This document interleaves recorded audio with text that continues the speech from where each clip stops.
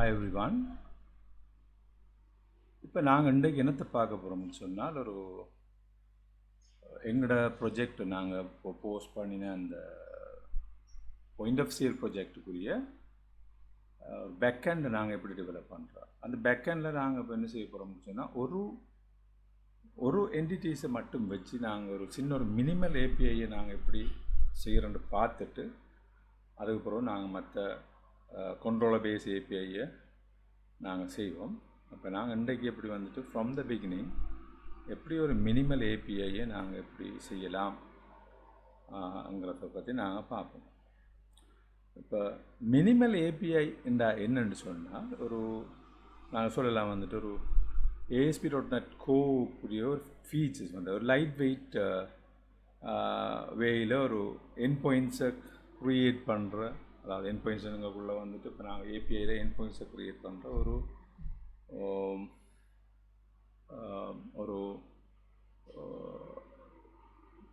ஒரு ஃபெசிலிட்டிஸ் தான், ஒரு ஃபங்க்ஷன்ஸ் தான், ஒரு ஃபீச்சர்ஸ் தான் இந்த மினிமல் ஏபிஐ. இப்போ மினிமல் ஏபிஐங்கிற வந்துட்டு நார்மலாக ஏபிஐயில் ஒரு லைட் வெர்ஷன்ஸ்.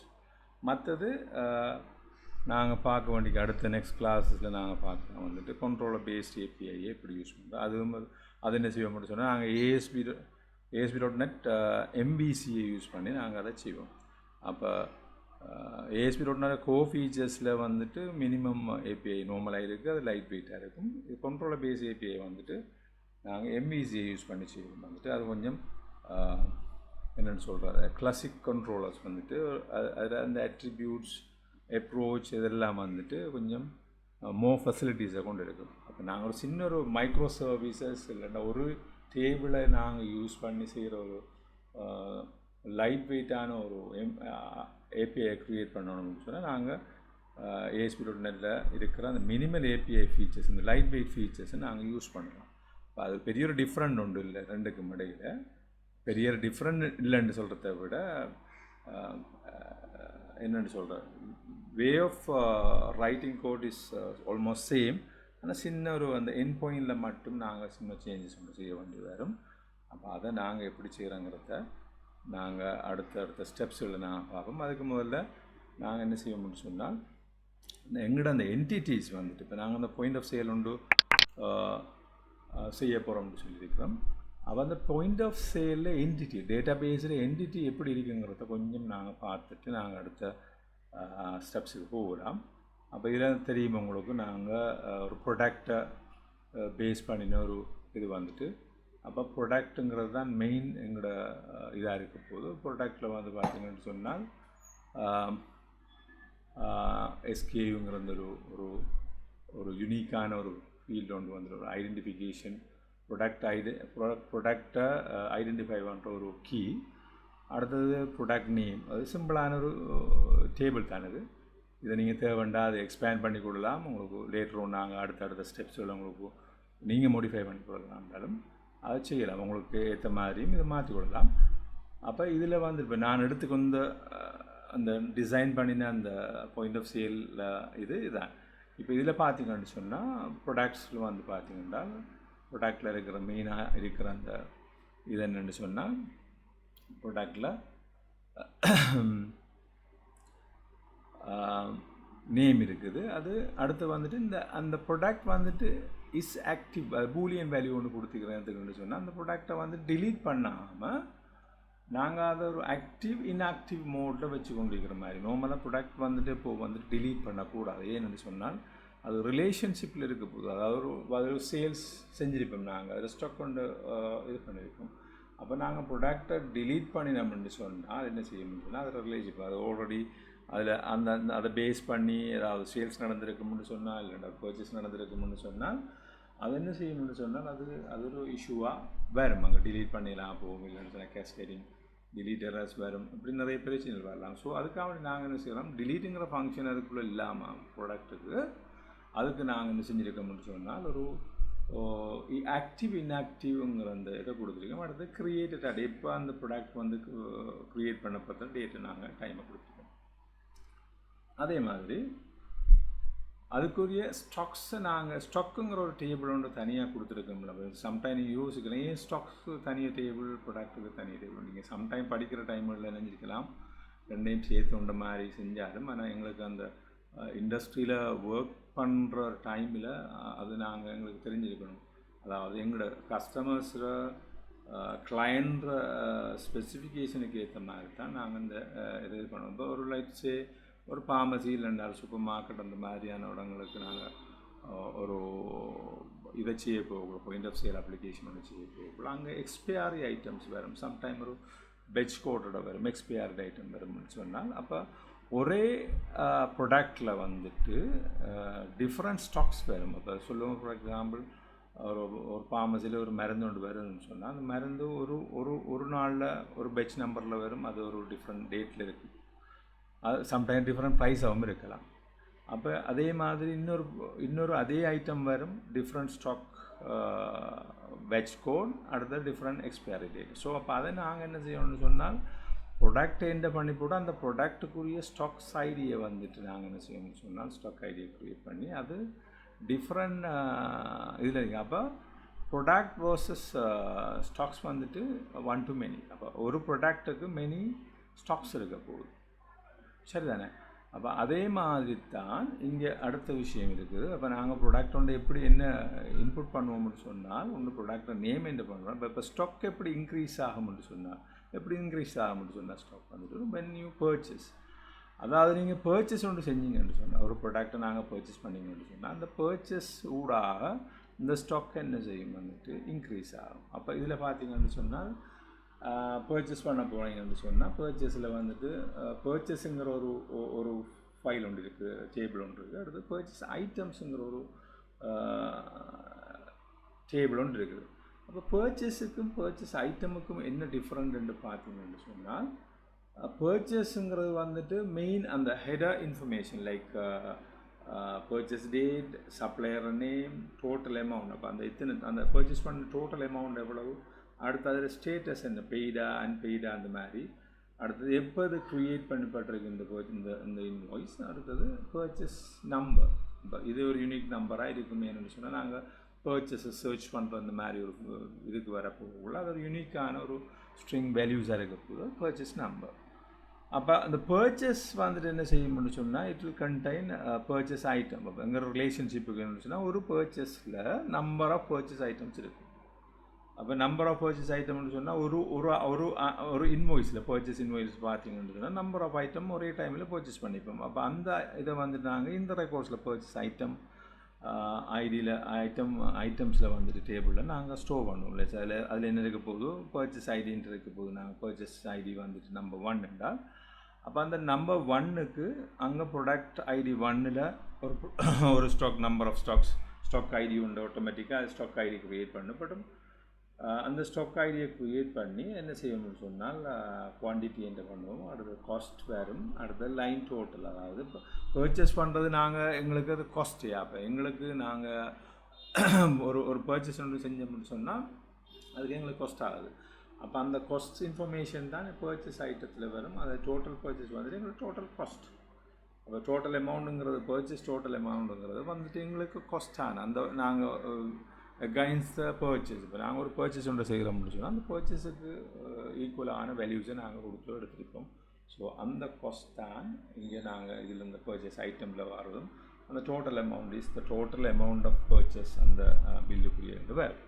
ஸோ இது பர்ச்சேஸுக்குரிய ஒரு ஆப்ஷன். அப்போ இங்கே ஒரு யூஸ் கேஸ் ஒன்று இருக்குது. அதாவது யூஸ் கேஸ் மெனி இருக்குது. பர்ச்சேஸுக்கு மெனி யூஸ் கேஸும் பர்ச்சேஸ் ஐட்டம் அப்படின்னா ஒவ்வொன்றுக்கும் ஒவ்வொரு யூஸ் கேஸஸ் இருக்கும். ஆனால் இப்போ இங்கே நார்மலாக நாங்கள் பார்த்தோம்னு சொன்னால் அப்போ என்ன நடக்குது, ஒரு ஃப்ளோவை பார்த்தீங்கன்னு சொன்னால் we will enter the first thing is we enter the product. First thing we enter product, then we will purchase the product.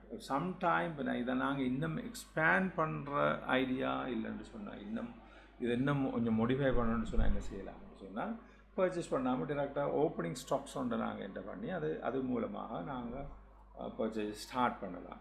அப்போ ஓப்பனிங் ஸ்டாக்ங்கிற கன்செப்ட் இல்லாமல் அதை நாங்கள் கொடுக்காம விட்டோம்னு சொன்னால் த்ரூ த பர்ச்சேஸ் ஒன்லி நாங்கள் டேட்டாவை இன்புட் பண்ணிடுவோம். அப்போ தான் அந்த டேட்டா அந்த ஸ்டாக்ஸ் வந்துட்டு இன்க்ரீஸ் ஆகும். அப்போ இந்த ஸ்டாக் இன்க்ரீஸ் ஆகிடுச்சுன்னு சொன்னால் நாங்கள் என்ன செய்வோம்னு சொன்னால் இங்கே ஒரு சேல்ஸ் ஒன்று செய்வோம். இப்போ எங்களோட ஸ்டாக்ஸ் வச்சுருக்க முடியும், நாங்கள் பர்ச்சேஸ் பண்ணி ஒரு ஸ்டாக்ஸ் வச்சுருப்போம். அப்போ அந்த ஸ்டாக்ஸை வந்துட்டு நாங்கள் என்ன செய்ய போகிறோம்னு சொன்னால் சேல்ஸ் பண்ண போகிறோம். அப்போ அந்த சேல்ஸுங்கிற ஒரு இவெண்ட் ஒன்று நடக்குது அங்கே. அப்போ அந்த சேல்ஸுங்கிற இவெண்ட்டில் என்ன நடக்க போகுது, சேல்ஸ் அப்போ அங்கே சேல்ஸ் டேட் உண்டு அங்கே வரப்போகுது, என்ன ஸ்டேட்டஸ் வரப்போகுது, அதே மாதிரி தான் பர்ச்சேஸ் மாதிரி தான். சேல்ஸ் நம்பர் ஒன்று வரும், யூனிக் நம்பர்.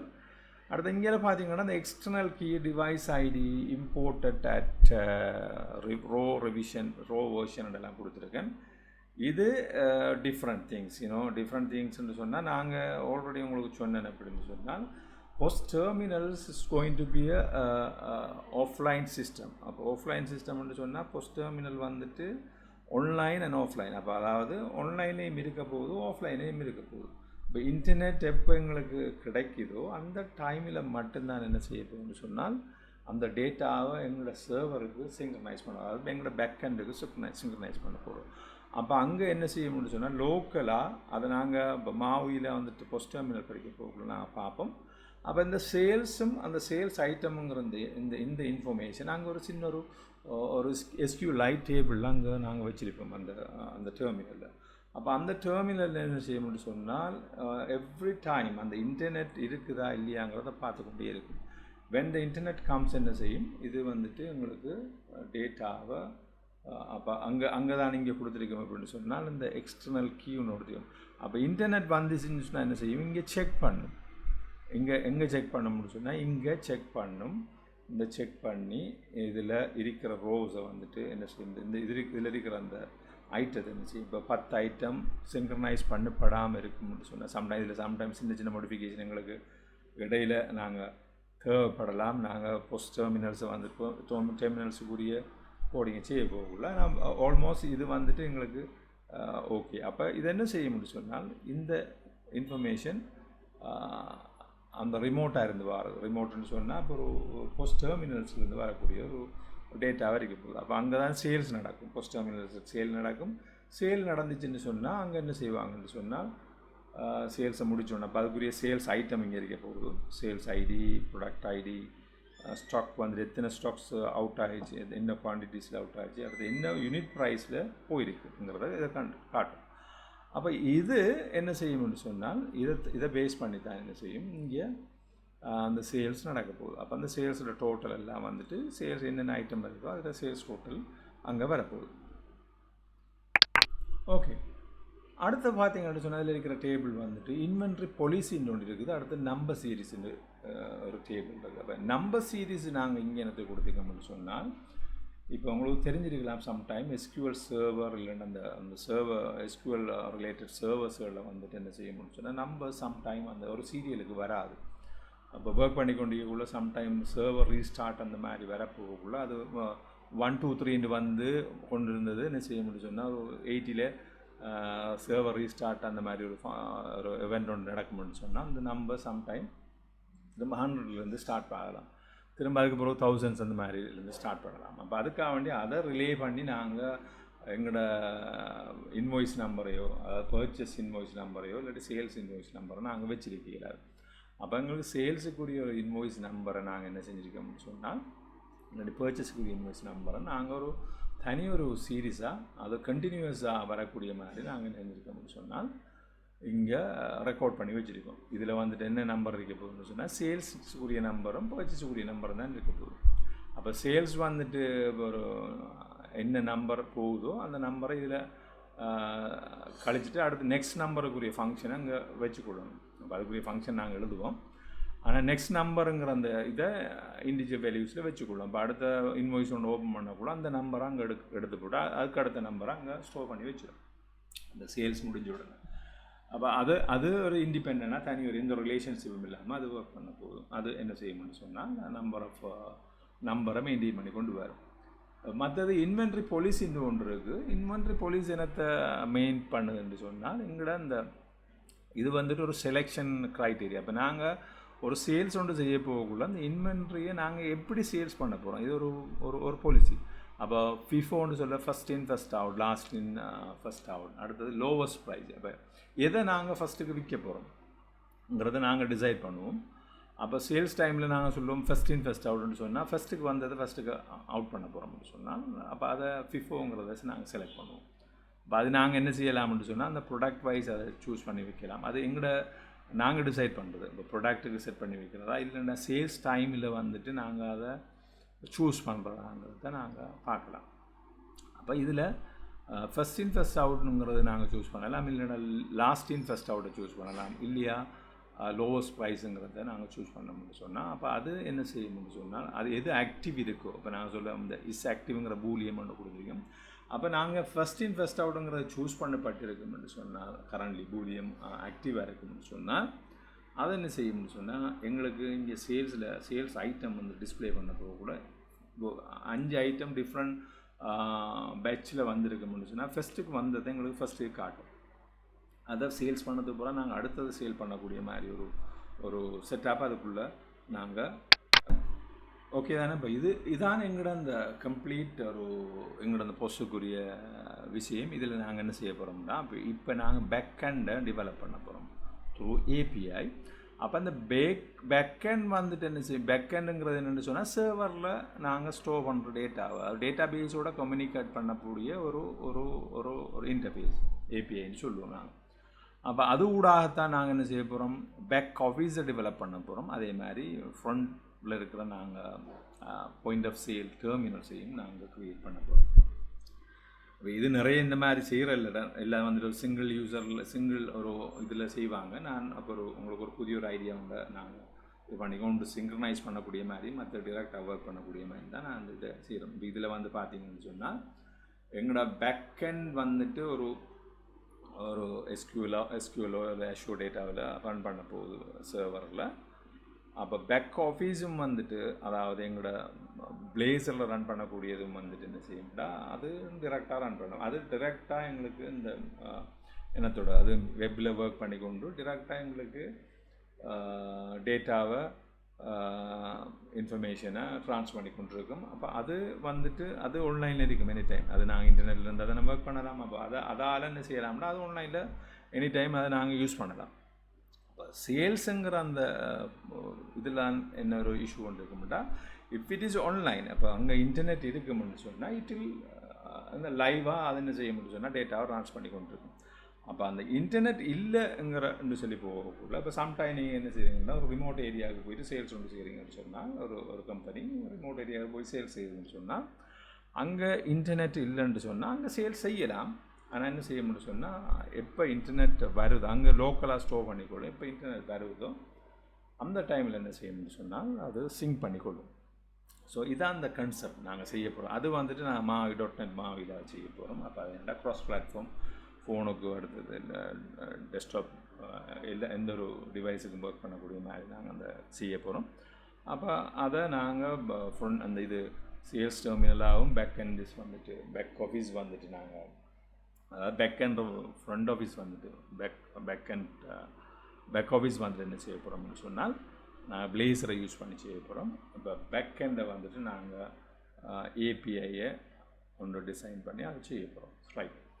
இப்போ நாங்கள் என்ன செய்ய போகிறோம்னு சொன்னால் இந்த ஏபிஐங்கிறத எப்படி ஒர்க் பண்ணுதுங்கிறதுக்கு ஒரு அண்டர்ஸ்டாண்ட் பண்ணுறதுக்காக வேண்டி நாங்கள் செய்ய போகிறோம்னு சொன்னால் what we are going to do